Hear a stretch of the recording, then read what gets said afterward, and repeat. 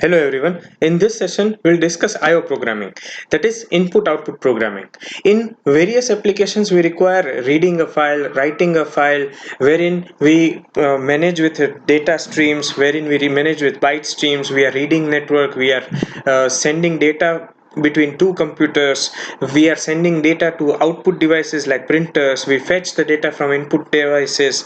So in that case, we require I/O programming. Now Java has a package named as Java IO which deals with the IO programming. But before that, let's have a term that is stream. Actually, a stream is a sequence of data, because in case of file reading and writing, we are sending the data in the form of sequence. So a stream is defined as a sequence of data. Now, all the streams represented some input source and require some output destination. Say for example, we want to write to file. So for writing to the file, so that becomes our destination, that is output. And from where we want to read the file, so it becomes our input source. So there are two things which represents the stream, that is input source and output destination. Now there are two types of streams. One is byte stream and another is character stream. In the earlier programming languages like C and C++, only the support of byte stream was there. That means all the processing of data was carried out in form of bytes. But Java introduced the concept of character stream, wherein we would be dealing with the characters. So there are two types of streams, byte stream and character stream. Now java.io package contains all the classes which are required for the input and output operations. So these all classes which are there in Java IO packages, they are dealing with streams. Can be byte stream, can be character stream, which would be seen later on. The stream in the Java IO package supports all the data types, including primitive data types as well as user-defined data types. Now let's check out what is byte stream actually. We are having two types, byte and character. So byte stream is actually a convenient means of handling input and output of bytes. The data will be in form of bytes. So byte stream are used, for example, when reading or writing binary data, because we know in the networks when we are transferring data from one node to another node, the data in form of bytes are passed. So the data is in form of binary. So at that time the byte stream comes into the picture.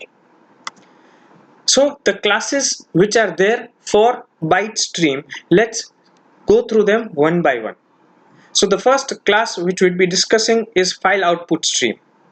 So Java's FileOutputStream class is an output stream for writing data to a file. As the name itself is self-explanatory, FileOutputStream. So the data is written to a file using this class. So FileOutputStream will create the file first before opening it. It will create, then it will open, and we would be writing the data to the file. So on opening a read-only file, it will throw an exception. Say for example, if you are having some file available and if you open it, it is a read-only mode, and if you want to open it, it will throw an exception.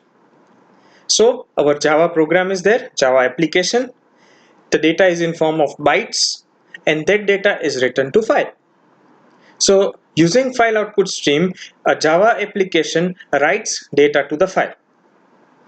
So the methods which can be useful for writing the data to the file are, first is write, and we need to pass the byte array. So the first method is write method with the argument byte array which we want to write it to the file. Second method is the byte array along with the offset and the length of the data which we want to write to the file. So the method writes length of bytes from a specified byte array starting at offset off to this file a output stream. So for example, we are having a file and we want to write the byte array of specific length at a specific location, so we need to provide the offset for that. The next overloaded method of write is integer b. That means the method writes the specified byte to the file output stream, a single byte. We can write single byte also. So byte by byte, byte array, and byte array with specified length at specific location. And the method is close, because after doing any operation we need to close the file output stream. So stream needs to be closed. So for that the method is close. Let's see an example. So I have not mentioned the packages which needs to be imported. The package required is import java.io.star because the file output stream class belongs to this package. So class file out demo, public static void main. So file output stream f out equals to new file output stream, and the name of the file is to be passed as a string. So file output stream f out equals to new file output stream, the name of the file which would be open, and in case of file output stream the file would be always text based files. So string s which we want to write it to the file. So string s equals to some data.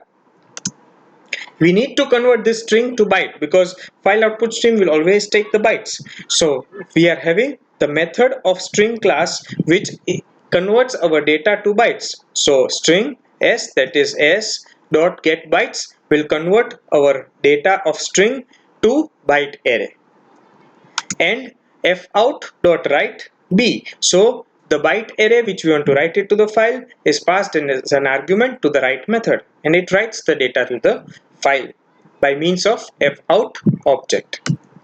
Then after writing we close the file. So f out dot close. So our job is done. So data is written to the file. Similarly, we are having another class, that is file input stream. So using file input stream we can read the bytes from the file. So file input stream class is basically used for reading the bytes from the file, and basically it should be used to read byte oriented data. For example, reading image, audio, video. Also it can be text file. So file is there, from that bytes are there, and that bytes are read by our Java program. It is exactly reverse operation of file output stream.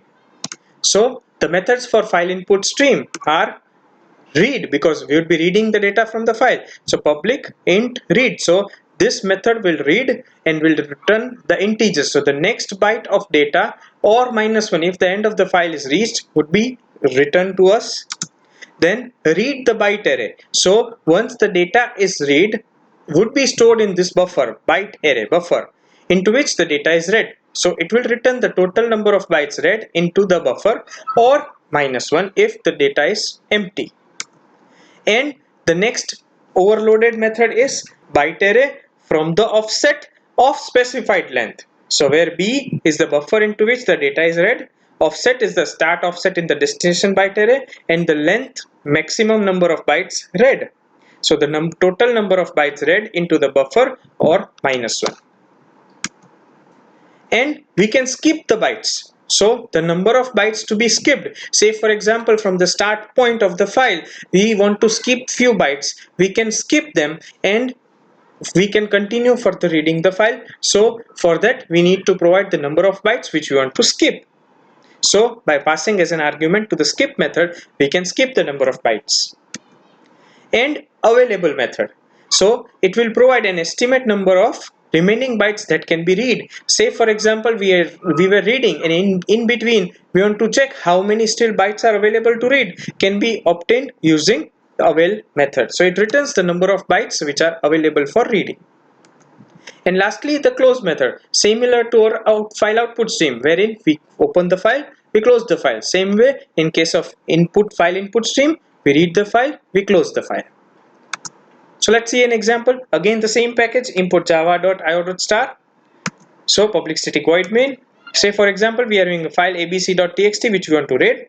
So we need to make an object of file input stream class. So file input stream fin equals to new file input stream, and the name of the file is to be passed as an argument. Along with that you can provide the path also. Absolute path also can be provided. So we are setting I equals to 0. So while I equals to fin.read, while we get the byte, because we know read method will return you a byte in form of integer. So while I is not -1, we need to continue reading. So if it returns -1, that means the file has no data to be read. So file does not contain any data. Till that we need to read byte by byte. So fin.read will return you one byte, next byte available. If it is -1, that means no bytes are available, and we want to display it. So by converting it to character, so this integer gets converted to character by doing the type conversion, and we get the character onto the output. After reading, we need to close the file, so fin.close, and this is to be put into our try catch, because say for example some exception is thrown, because over here file input doing the reading operation, it may throw some exception, so this code is to be put in try catch, because this read method throws exception which is checked exception, which we need to check it. So this is the simple program for file input stream. Now let's see a combined example of file input stream and file output stream. So import java.io.star. We want to copy one file to another file. So public static void main file input stream in equals to null, file output stream out equals to null. So in equals to new file input stream input.txt which we want to read, out equals to new file output stream where we want to write the data, so output.txt integer c. So while the data is available into our input.txt by means of in, so in.read the byte, get it in c as an integer. If c is -1, that means data is not available, but if c is not -1, then write that data to the output file, so out.write c. So this c would be written to the output.txt. And same way byte by byte would be read, and that would be written to our output object, that is output.txt. Once this is done, finally try, we are not writing catch, we are writing finally, so whether exception is thrown or not, this block should be executed. So if in is not equals to null, in.close, if out is not equals to null, out.close. So after reading the file, after writing the file, both needs to be closed. So in.close and out.close. So this is the file. So this is the program for reading from the file and copying it to another file. So that's it. We'll be discussing further in next sessions.